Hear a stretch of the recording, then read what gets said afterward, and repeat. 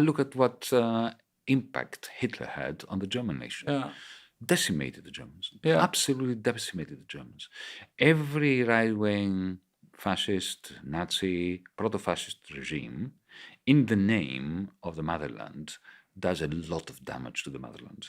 This is standard. You mentioned this idea of purifying the nation, getting rid of the riffraff, getting rid of the other, the brown, the Jew, the Muslim, the people who somehow sully the DNA of the nation. That's a standard Nazi fascist trope. The idea is that our pure men and women would have done wonders in this country if they were not held behind by all these impurities that have infiltrated the body of the nation.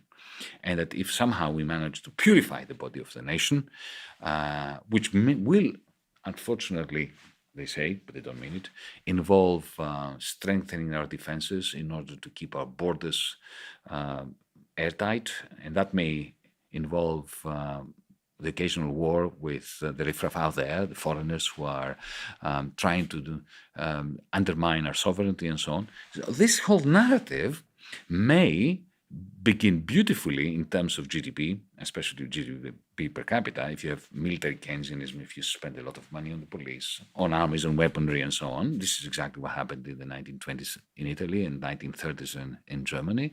This is what the European Union is trying to do now with military Keynesianism, of embarking upon a spending spree on weaponry, which is also underpinned by Islamophobia, by the fear of the Chinese, of the Russian, of the African. Remember what the president of the European Council said, that Europe is like a beautiful garden, but it's surrounded by a jungle, and the jungle is trying to invade it, and we, the gardeners, must prune it, and we must stop it. This is the same narrative as that of the fascists and the Nazis of the 1920s and 30s, and we know where it ends up. Military Keynesianism does not work, unless you have one war after the other to keep the machine fed.